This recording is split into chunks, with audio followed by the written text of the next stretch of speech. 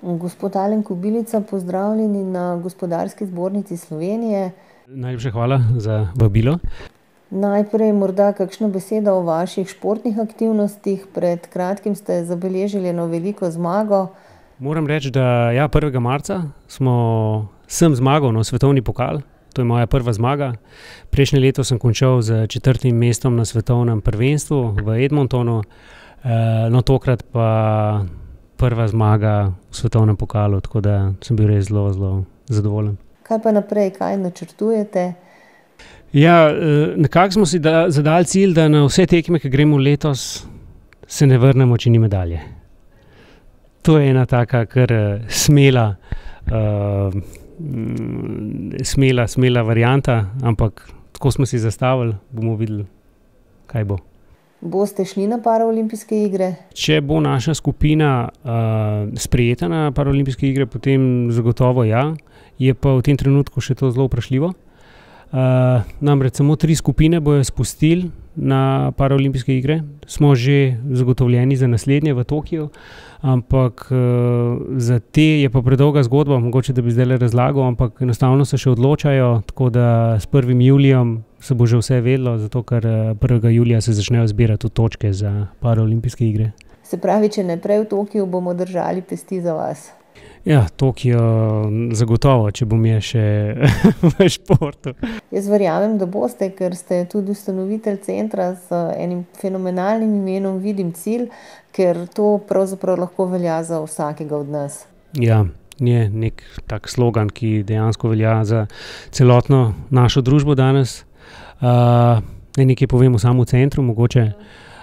Začel se je kot center slepih in slabovidnih športnikov, ki je to kar hitro prerastel, namreč zdaj so otroci z drugačnimi hendikepi tudi, ne samo slepi slabovidni, tudi cerebralna paraliza, amputiranci, paraplegiki. Skratka, več kot 80 otrok zdaj plava, se udeležuje aktivnosti v našem centru. Načeloma je to vse skupaj se je začelo kot na nek način center športnikov, kjer smo želeli dobiti neke profesionalce, tekmovalce, ampak je preraslo tudi ta okvir, ker konec koncev jaz sem ugotovil skozi čas, da ti otroci v resnici potrebujejo druženje, socializacijo in te v tem centru dobijo res zvrhano mero. Namreč s pomočjo socializacije in vseh teh naših športnih aktivnosti oni gradijo svojo samopodobo, višajo samozavest, boljšajo svojo vztrajnost, disciplino, etična načela, moralna načela. Skratka, vse te sposobnosti, recimo temu, ali pa značilnosti človeške, ki jim potem kasneje v življenju, ki jim bojo kasneje v življenju zelo pomagale, ko se bojo srečali z različnimi izzivi, ki jih življenje prenaša. Skratka, moja želja je, da bi ti otroci nekoč postali soustvarjalci družbe in ne v bistvu neki posamezniki, ki zgolj zahtevajo svoje pravice. Z modnim svetom pa vas še druži Alen Kobilica Models? Ja, nekaj malega se tudi jaz še ukvarjam z modo, sem pa tja, sprejmem kakšno delo. Drugače pa ja, Alen Kobilica Models je še vedno nekako, jaz sem časoma tudi doumel, da v Sloveniji ni smiselno imeti neki supermarket agencije, kjer je 100 modelov, od tega je 95 nezadovoljnih, 5 jih pa dela. Tako da sebe vidim bolj nekako kot menedžerja, kjer zbere nekako neke vrste butična agencija, kjer zberem par modelov, ki imajo tiste prave sposobnosti in za katerimi lahko stojim in na ta način potem in pomagam izkoristiti svoj potencial. Pri vas najdemo tudi dobro in zdravo hrano v podjetju Proorganika. Ja, Proorganika se je pa zgodila, ko sem izgubil vid, in sicer s takratno partnerko sva soustanovila podjetje. Ja, mi imamo svojo lastno ekološko proizvodnjo in pa ekološko distribucijo, tako da v bistvu moram reči, smo tudi majhno podjetje, tako da smo na trgu, se borimo tako kot vsi ostali. Verjamemo, ne samo da verjamemo, tudi živimo to, kar govorimo, oziroma to, kar prodajamo, ne. Tako da smo v ekološkem segmentu, ampak poleg tega so pa vsi naši izdelki tudi brez laktoze, jajc, brez rafiniranih sladkorjev, brez sestavin živalskega izvora. Skratka, primerni tudi za vegane, ampak bistvo je to, da se te izdelki delajo prav za vso populacijo, ne.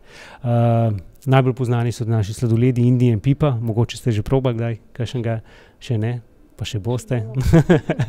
Tako da ja, skratka, izdelki po Sloveniji se dobijo zdaj praktično povsod na vseh teh večjih trgovskih centrih, ki so, ne, ampak naš cilj je seveda prodreti tudi v tujino, in ravno zdaj se nekaj dogovarjamo, ampak naj to ostane še skrivnost.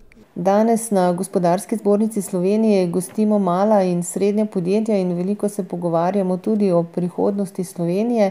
Vi ste nekje med drugim omenili, da bi to lahko bil tudi turizem. Ste še tega mnenja, torej Slovenija kot ekološka destinacija? Mislim, zagotovo, ne. Zdaj, to ni skrivnost, da smo majhna dežela, ne. Kdor pravi drugače, ni bil kje drugje, ne. Tako da ja, ker smo relativno majhni, se pravi, mi se moramo ukvarjati dejansko z nišnimi zadevami in biti tam najboljši. In v tem smo lahko najboljši, ker Slovenci smo izjemno sposobni, ne. In v bistvu še vedno vidim to, ogromno imamo pač zelenja, ogromno imamo nekih term, in to bi bilo treba bolj izkoristiti, ne. Jaz vidim dejansko to, da bi bili mi neka eko-oaza kot neka možna perspektiva, namreč vse gre v neko zeleno smer, cel svet, Evropa, ne, in zakaj ne bi bili konec koncev neka oaza, ki bi rekli, zdaj gremo pa v ekoland, ne, in to je Slovenija, ne, in tam pa lahko dobimo še vse neoporečno, ne. Za konec pa še vprašanje. V enem intervjuju ste dejali, da je za vas vsak dan novo leto. In kaj si Alen Kobilica želi za današnje novo leto? Ja, zame je dejansko, ja, vsako leto, vsak dan je v bistvu novo leto. S tem sem hotel reči, da v bistvu ni samo 31. december, ne, tisti dan, ko bi morali, ne, se nekako družiti, veseliti, kaj skupaj narediti, da je skozi ta pozitivna energija v zraku, ne, ampak da bi to dejansko moralo biti vsak dan, ne. In vsak dan koga presenetiti s kakšno malo stvarjo, in to bi vsakemu polepšalo dan.